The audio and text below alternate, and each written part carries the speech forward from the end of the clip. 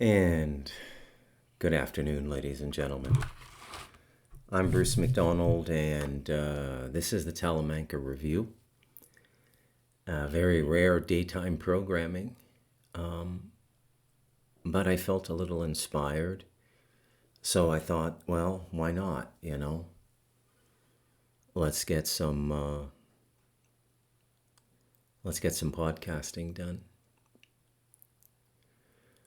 I'm going to do a series called The Wisdom of Max. And this is part 1. And here I'm referring to Max Spears, the super soldier. And unless it's the most elaborate hoax ever that has fooled even me, Max represents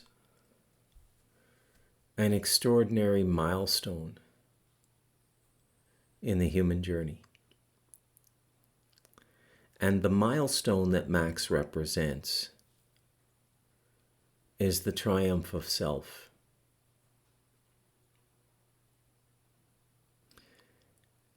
Everybody who pursues a truth undergoes trial. It's not easy for anybody. The most time-tested and direct way to do it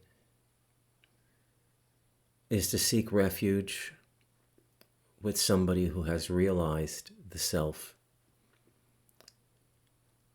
Cohabitate with or near them, and follow a daily regimen that is unyielding in its discipline and persistence. And this is the path of yoga. This is the monastic path in the Western traditions, the Catholic tradition, Trappists, Benedictines, various forms of Franciscans, various forms of remote order. But because of the unique challenges that we face as a human race, it is imperative that ways and means of discovering self, and this would be non-duality, the realization of the eternal self having a temporal experience called a life. It's very important that we figure out a way to do this in everyday life. That methods for construction workers and dentists and school teachers and accountants and actuaries can find their way back to self.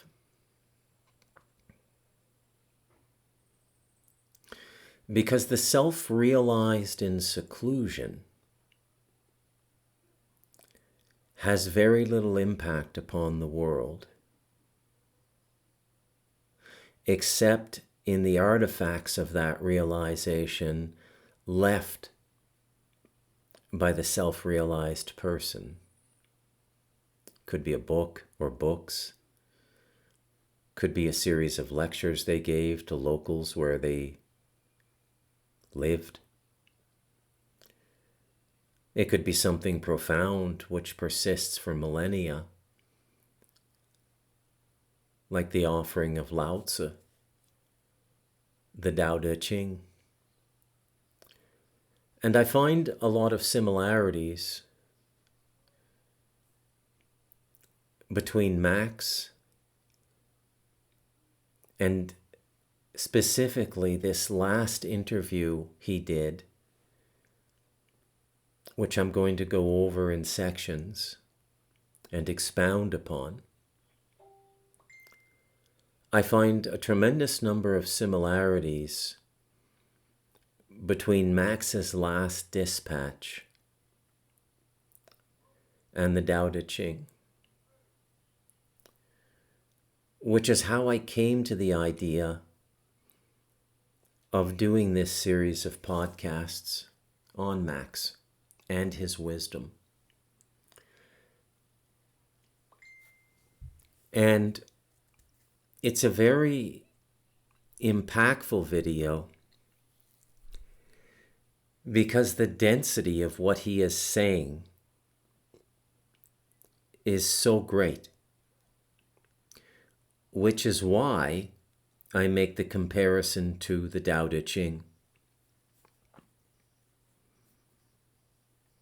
Now, the Tao Te Ching is a very unique document that doesn't reference bloodlines or ancestry or anything like this the way the ancient Hebrews did, and modern Hebrews. Anybody can pick it up. Anybody can read it. You could read one stanza from one section in one chapter of the Tao Te Ching and reflect upon it for the rest of your life. In my studies, the Taoist material has affected me as much as anything, and it is definitely in the top tier of impactful documents for me. It doesn't mean it's going to be the same for everybody. We all respond to different things. But the Tao Te Ching, especially studying it while living in Taiwan and having access to people who understood it, realized people in that system, or one realized person I knew,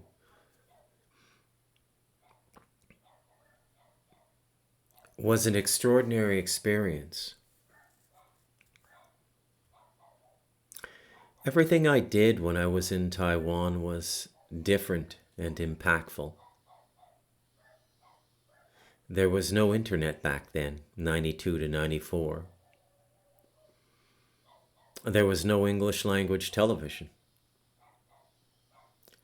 I didn't follow politics. I didn't follow the news. I had no way to do that. It was a very liberating experience. This Earthbag house is similar, but I pollute myself with too much data.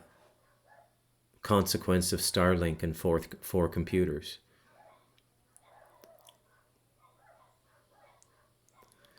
But back then, from 92 to 94, I worked as an English teacher. I wrote the first draft of my book that became God as an Economist. That's how far back this book goes. It goes even further back than that. I started it in like 86.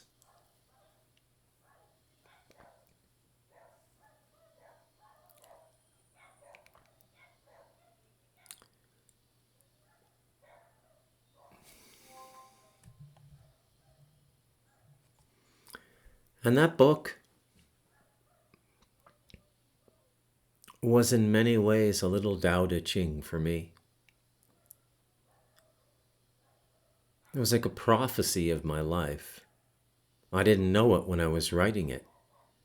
I did not know it.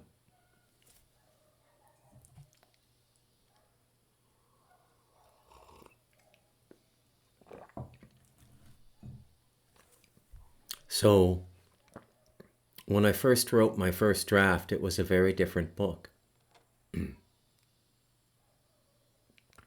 Very different. And then I did a second draft in Taiwan, or I finished the first draft. And then that manuscript became God as an Economist, and it was profoundly affected by my first trip to Costa Rica 24 years ago in 2001.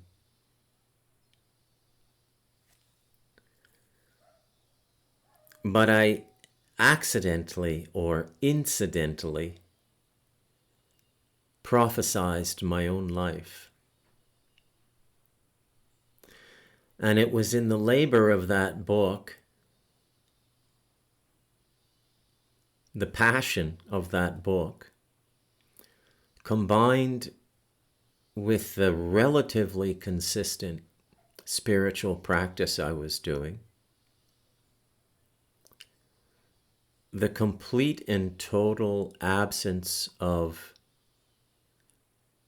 inebriants in my life, minus nicotine and caffeine, which have been constants for me, that I gained a glimpse of self and was able to prove it to myself through the manuscript itself. That story, God is an Economist, originally titled Coureur de Bois, is a sewing needle coming from out of time, which is continuing to this day to sew together the fabric of my existence. And that is remarkable to me. And I do realize that it's difficult to share this because so much of it is subjective.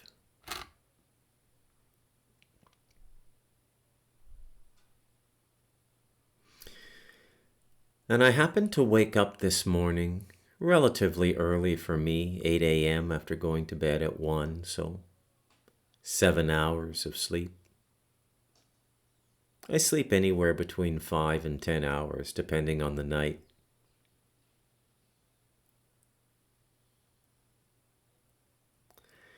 And I came to my office to check my messages, things like this.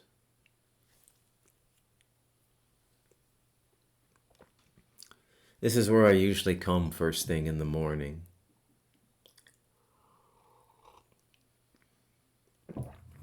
After I greet my wife and my dogs. The cats don't need a morning greeting, but the dogs do. You need to acknowledge them when you wake up, and you need to acknowledge them when you go to bed, or when you put them to bed, where you put them where they're going to be for the night. Dogs are like that. Cats know. And after I read my email and the comments from yesterday's podcast, thank you for those, I cracked open YouTube. Probably not a great habit first thing in the morning. But the algorithms that operate around my account are such that I can get a snapshot of what's happened in the world just by looking at the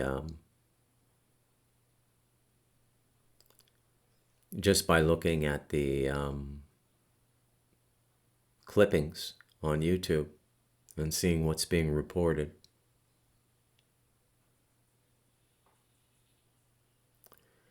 And honestly, it all just seems like another world. If you spent a month with me up here, you'd understand what I mean. Everything going on in the world now passes like one of those mid-80s Sally Struthers Save the Starving African Baby infomercials, if you can remember those. Sally Struthers was, of course, Gloria, Archie and Edith Bunker's daughter on the Archie Bunker Show. All in the Family, it was called. Also gave Rob Reiner his start.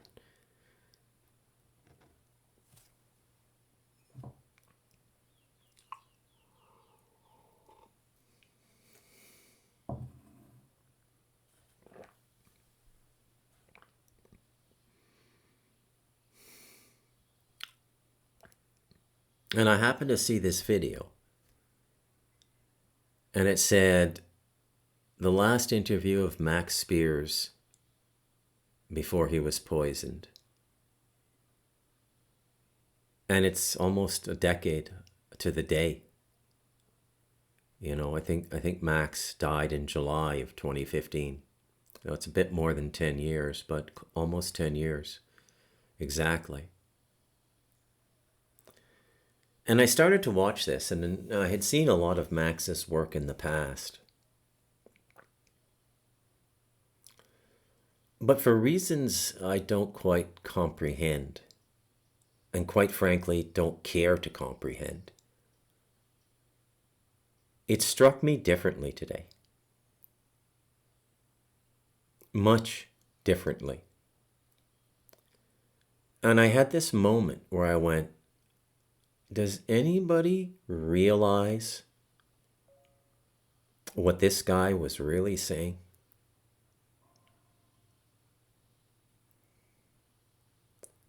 Has anybody done this guy any justice? His story is Christ-like. And he also died very young like Christ. I believe 37 years old.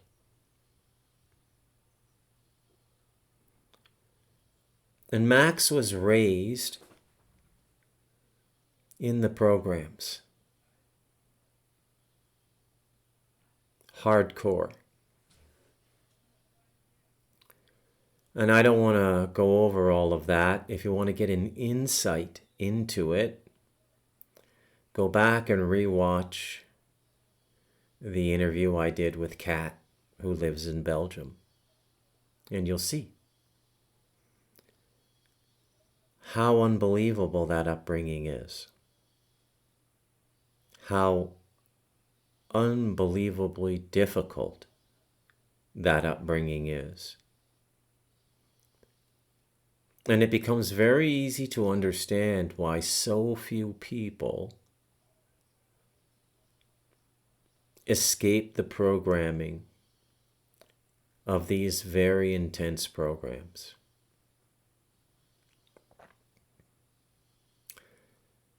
Kathy O'Brien did. Kudos to her. But they let her live. Even after she wrote a book in which she named important people as clients of this government, intelligence, black op world, where she was offered around as a sex treat to important people. Her version of the programming being Sex Slave. Monarch, I believe that program was called. Sex Slave. Available for anyone. She names a lot of people. I believe Gerald Ford was one. Dick Cheney.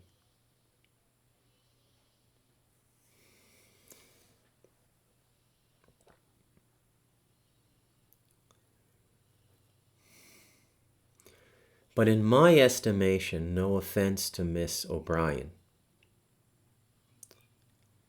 she doesn't match the sheer brilliance and self-illumination of Max Spiers. Max is in a league of his own.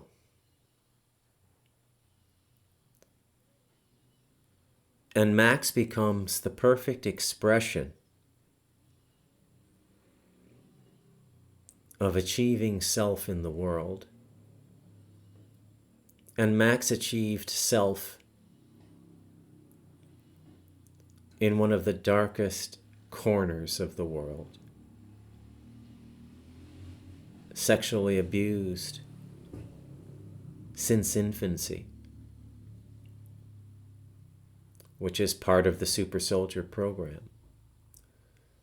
Never really having a loving family. spending most of his formative years in boys' schools, which were covers for generations of super soldier assets and their psychic assets. The mind is broke open, and it is tuned for the particular things that the controllers of these programs want of the individual in the program. Max was a killer.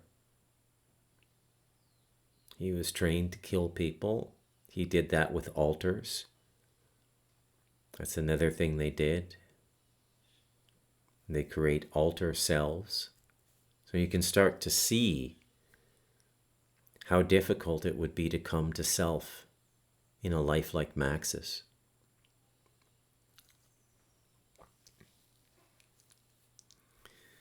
The alters are so entrenched in the consciousness of the living body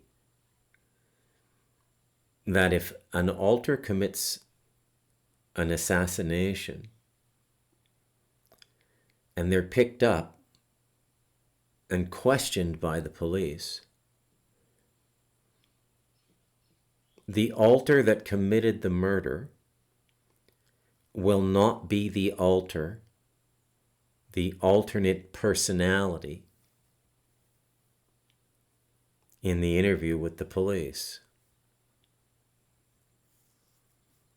The personality in the interview with the police will survive the most intense polygraph scrutiny, because to the mind of the alter that's in the interview, it really did not commit the murder and has no knowledge of who did.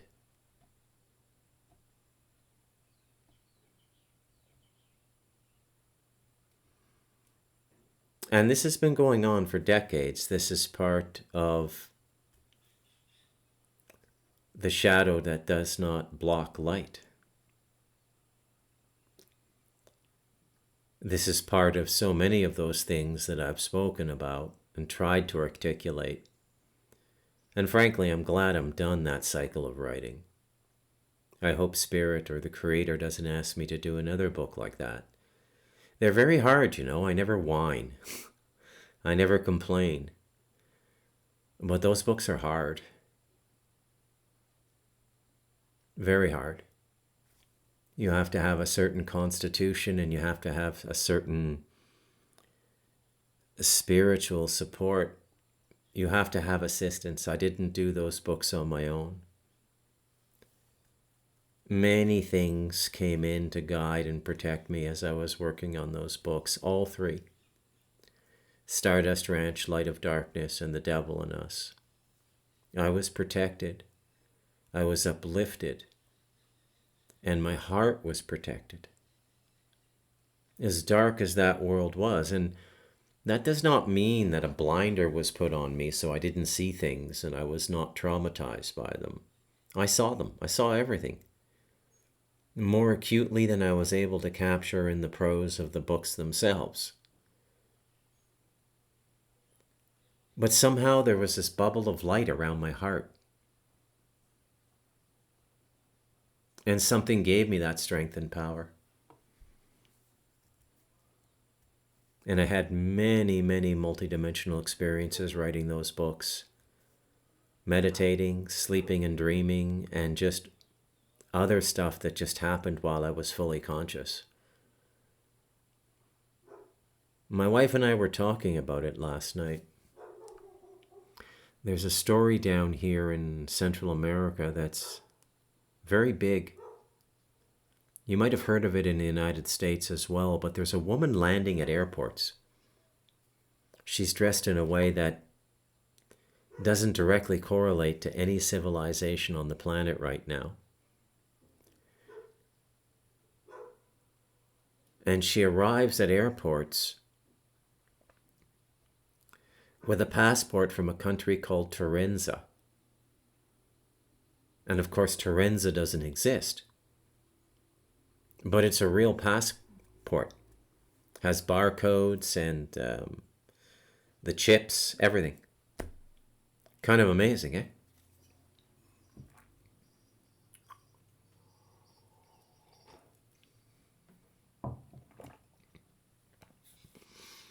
And then she's habitually taken into an interrogation room and she just disappears. This has happened in 3 or 4 countries. My wife sent me all these TikTok videos and she said, "What's your opinion?" I watched the videos. They're all in Spanish, but I speak Spanish. And then I went back and I spoke to my wife. We lay on the bed for 10 minutes. This was about 8:30 or 8 o'clock. My wife goes to bed at like 7:30 and gets up at 4:30. She sleeps about 9 hours most nights. She has a perfect sleep pattern for what people like Jack Kruse advocate for health. She goes to bed like an hour and a half after the sun goes down and gets up in the morning about 30 minutes before the sun rises. She sees a complete day. She sees the sunrise and the sunset.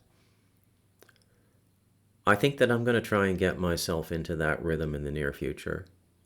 I think it's a better rhythm. I have this Nighthawk thing, which is an aspect of the writer. When I sat down, I lay down with my wife, and we're just staring at the wood ceiling of our bedroom. And I said, "Well, you wanted to know what I thought about those videos." She said, "Yeah."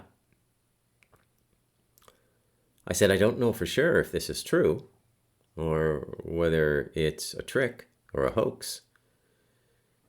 But I can tell you, and you know, that things similar to this happened in the 5 years I worked on those 3 books." And she remembered the white light. She remembered a couple of things from The Light of Darkness which were terrifying for her.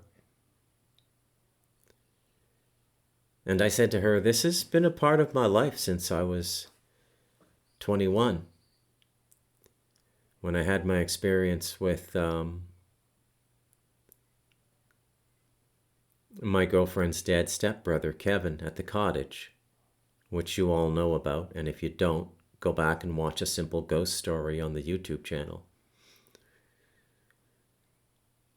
And little things like this have been happening to me all through my life, constantly affirming to me that this is a hologram, or this is a reality that doesn't function within the absolute Swiss watch precision that they're telling us it does, and that the laws of physics are a normative rule but are broken all the time, especially for contemplatives and mystics. And I am a contemplative and a mystic, and so the rules are broken for me from time to time, which is not to say that I break the rules. Now, all of this has to be taken at my word, because to demonstrate a paranormal or a supernatural event to another person is against spiritual law. You can't do it.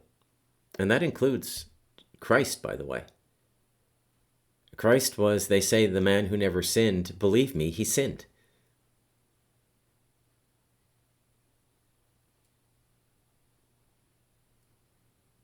The miracles, right? The evolutionary growth of a species is not supposed to be interfered with the demonstration of consciousness abilities far in excess of the standard of consciousness in which the population you're doing those miracles exists. Because you're shocking them and you're breaking the rules. They're supposed to voluntarily grow into higher consciousness. The secret societies and the serious spiritual paths like Taoism, they know this, which is why they don't recruit.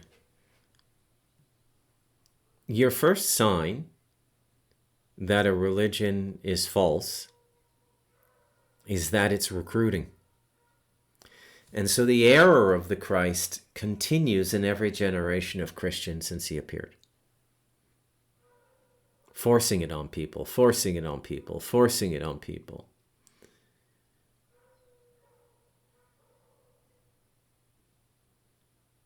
In no way disrespecting the utility of Christianity in its proven track record of picking people up and getting them back into their lives and getting them spiritually centered again, which is a remarkable thing.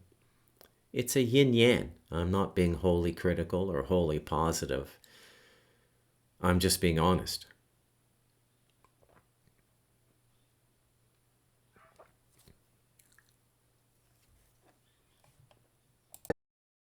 Any of the ones, any of the ones that are like that, they don't mind which one you buy into, as long as you buy into one of them, Yeah. and give it wholeheartedly, give your whole heart into it.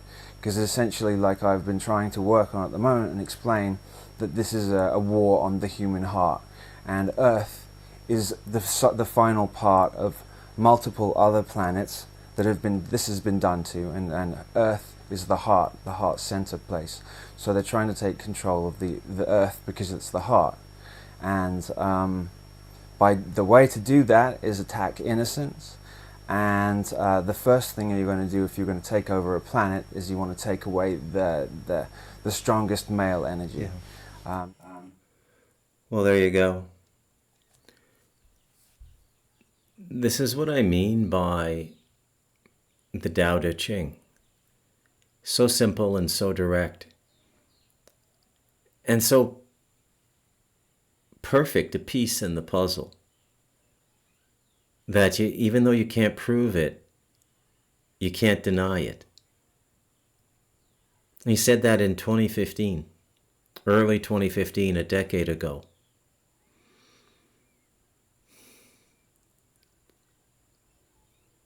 The heart is what is being attacked. Innocence is what is being attacked. And it's undeniable now. And it's very interesting that he doesn't talk about an ideology. He does later in the interview, and I'll get to that in its right time. But the heart is the key to destroying the earth, or the resistance from the population of the earth, because this isn't about destroying us. This is about controlling us. And the reason for that is we're a resource. And there's 1,000,001 ways I could spin that. And I don't want to talk about it today. I've talked about it in other videos. And today I just don't want to talk about it in that way. Except this.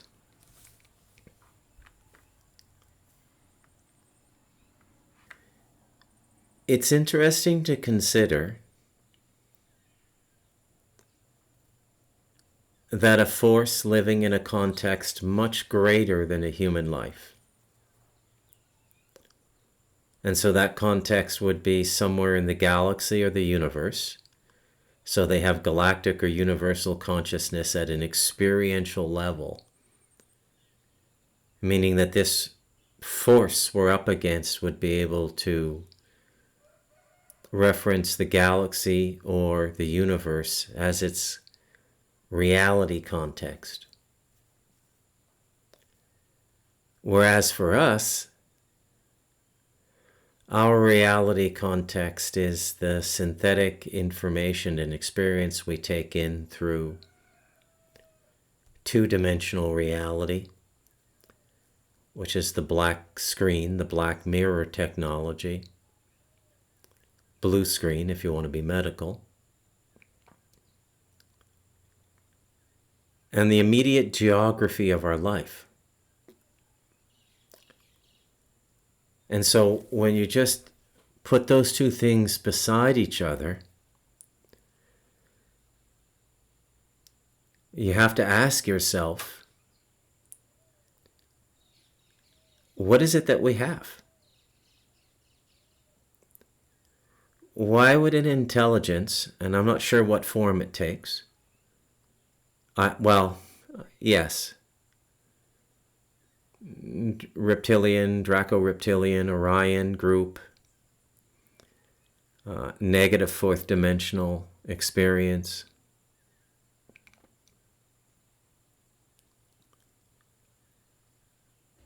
But why would a group like that see such a value in humanity that it would seek to control us? It's a beguiling question and places an unknown value on us, a value that we don't recognize in ourselves.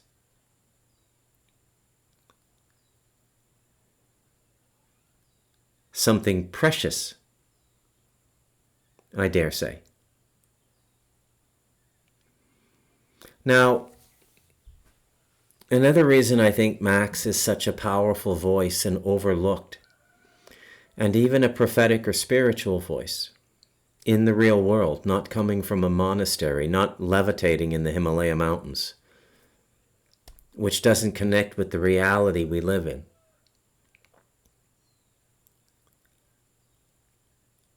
is Max was able to hit the nail on the head. So what is the heart?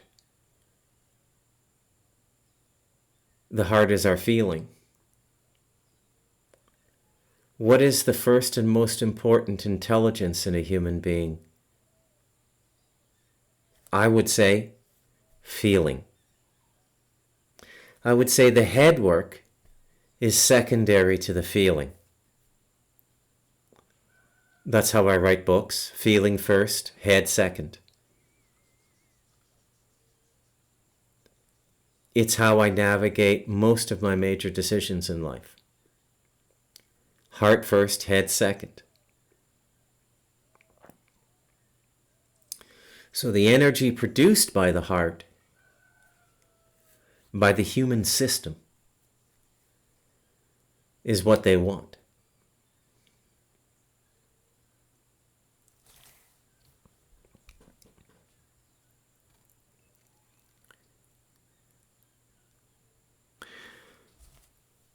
What Max is suggesting, in very clear language, very simple language, aphorismic language, the language of aphorisms, simple truths, like the Tao Te Ching.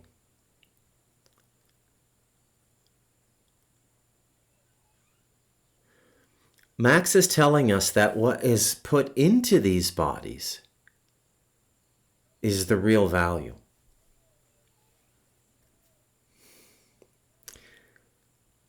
And it's valuable because the entities seeking to resource our energy the way we resource oil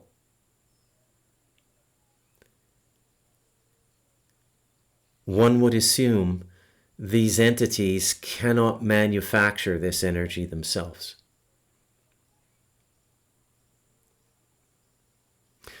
So we get an experiential window into the psychomaterial world, or what I call the Middle Kingdom. In the space between matter and spirit. Now, spirit in its purest form is where true self-identity comes from. We are spiritual beings. We have a mental form, we have a mnemonic form, we have an emotional or sensory form, and we have a physical form. And each of these four forms are subject to, or are access to, the universality of these forms, because our individual astral is a gateway or connection point to the astral proper. And each of these four forms are subject to their own latency and growth cycles and stimulation cycles, which allow the opening of the consciousness to go into the realm. And the key is the part of us that already belongs to that realm. So the astral body belongs to the astral realm, and everybody has an astral body.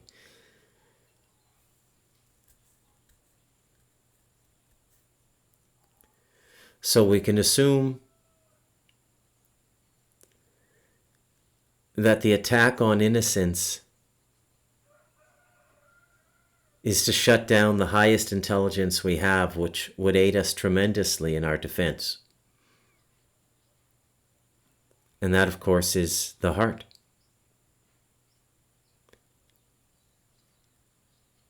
And when the heart shuts down, we're just a thinking animal. It's the heart that makes us special. Now, I've been saying directly and indirectly for some time now, even preceding the Talamanca Review, on various radio shows.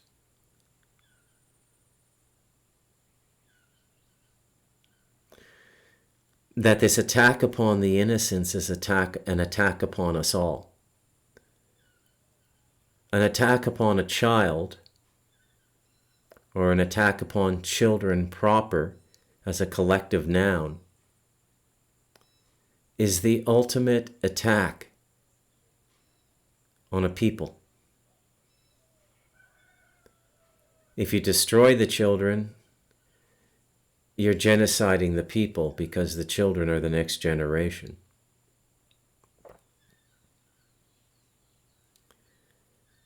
If you capture the children, you're enslaving the whole species or society, because this is not as global as we might think.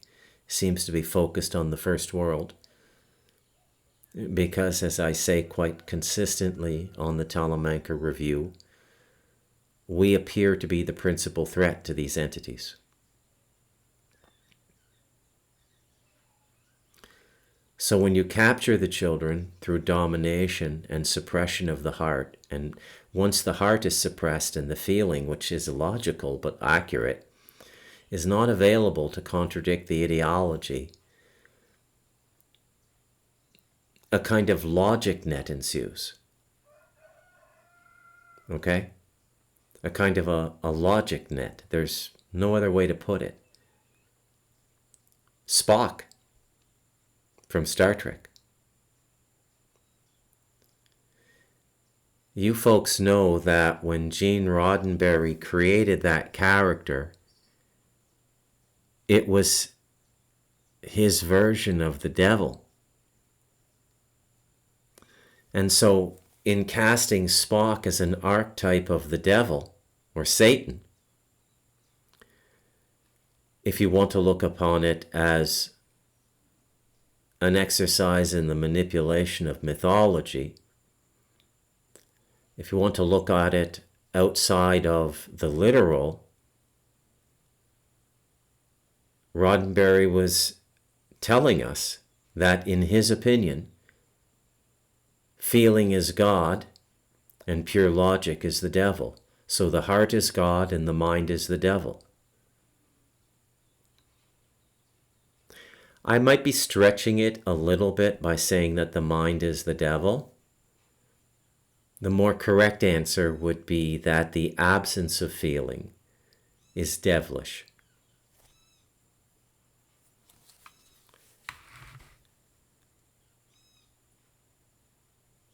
There's so many children up here on the mountain.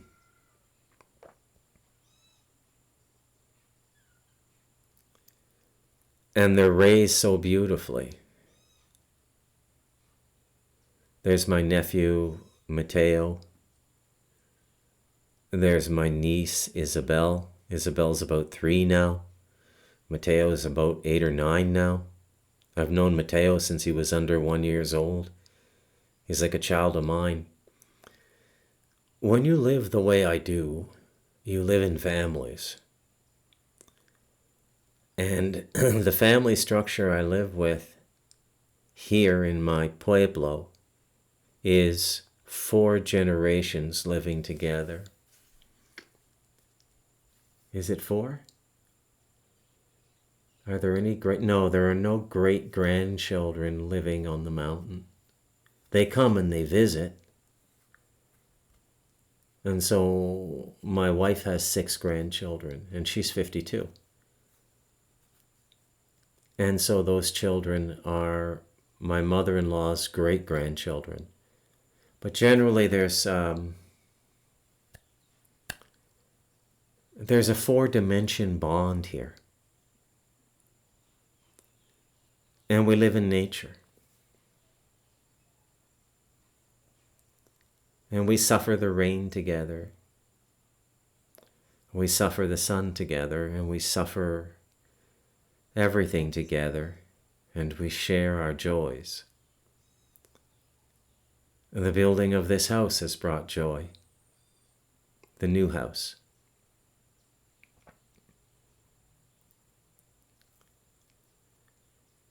Now, my nephews and my nieces, they go through a lot. But it's normal human activity in this part of the world. It's normal.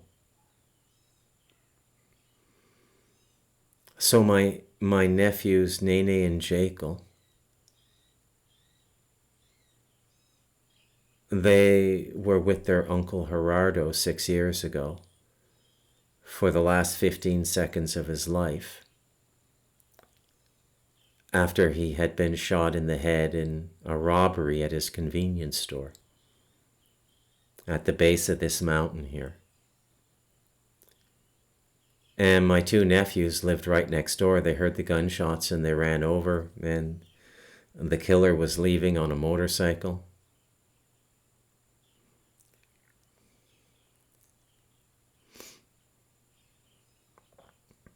And the funny thing is, as I've watched them grow over the last 6 years, you could see it the first 3 months. You could see the shadow that does not block light upon them. You could see them contemplating existence, profound questions about life, all through the heart. You could see the heart intelligence affected by the murder of their uncle. And then after 3 months, it was all over. I don't see any trauma there at all. It's almost like there's a higher level of resilience here. It's kind of remarkable. I don't know how to explain it. My niece Isabel is the daughter of my sister-in-law, and it was her husband who was murdered 6 years ago, and a year later her only son was murdered, and he was about 23. Isabel is about 46 now, and she has a new 3-year-old daughter. How many people do you know who could do that in North America? Like white middle-class North Americans. We make movies about losing children and how it destroys lives. You know, the central backstory of Rust Cohle, the Matthew McConaughey character in True Detective Season 1, is that he lost his daughter when his daughter was 3 years old. It was an accident of some sort.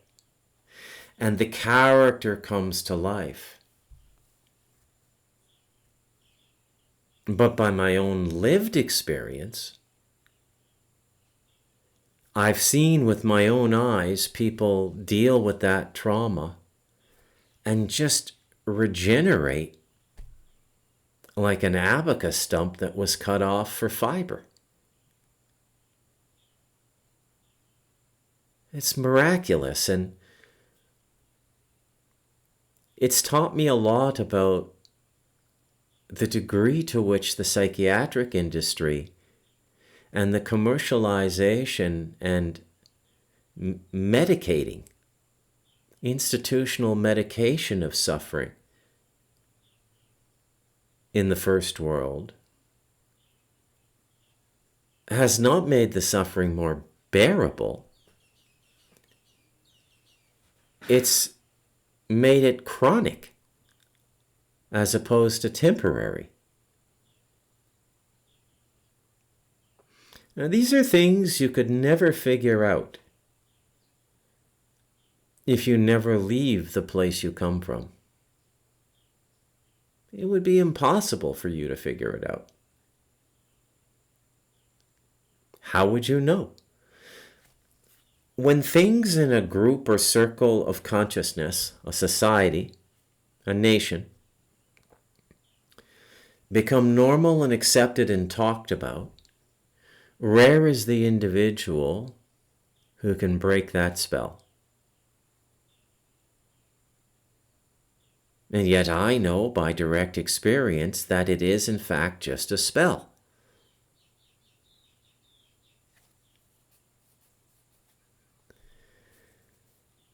Now the Western heart, the first world heart, has been significantly reduced in its force and presence in an individual life as a direct result of conforming to the roles of professionalism in corporations, ministries, or departments, or licensed professions, like teaching, like nursing. All of these roles train people how to emphasize and rely upon thinking over feeling.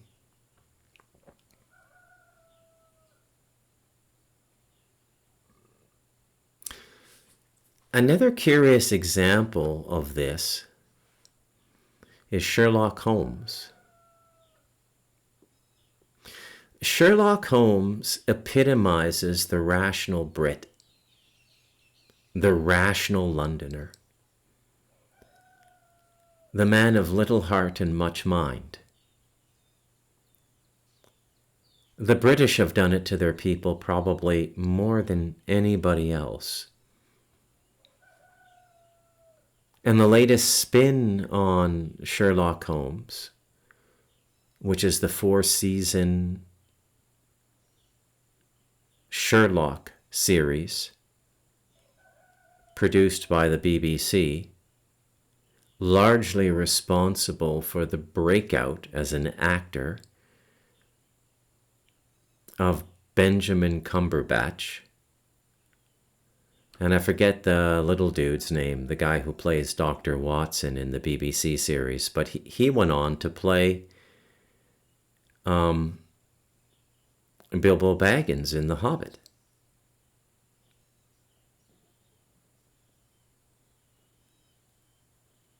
I think his name is Martin Freeman.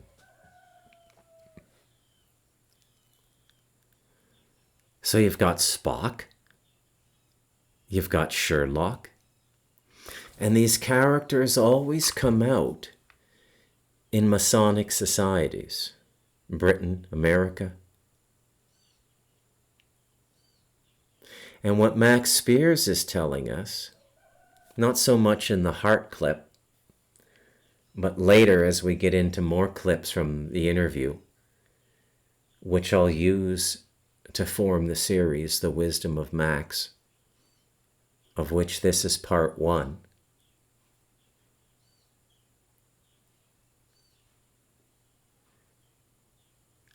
none of this plan could work. You see,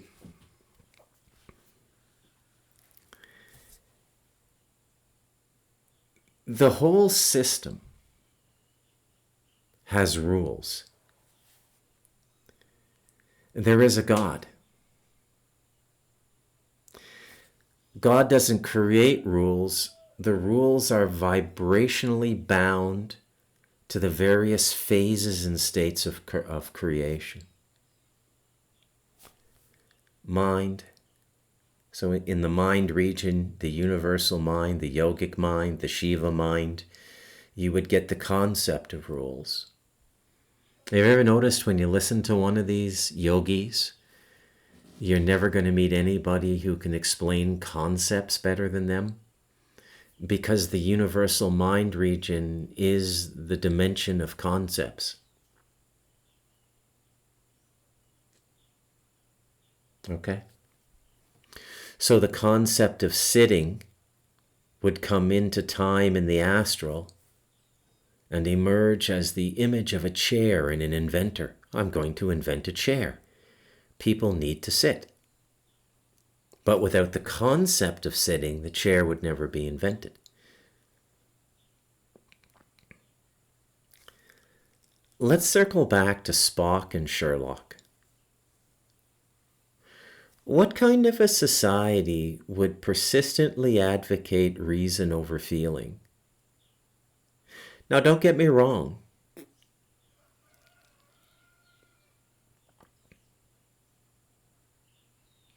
There are times when feeling is negative, but that's emotion. The heart is not emotional. Human beings are emotional. Emotions are a product human beings generate from their feeling. The feeling itself is something completely different.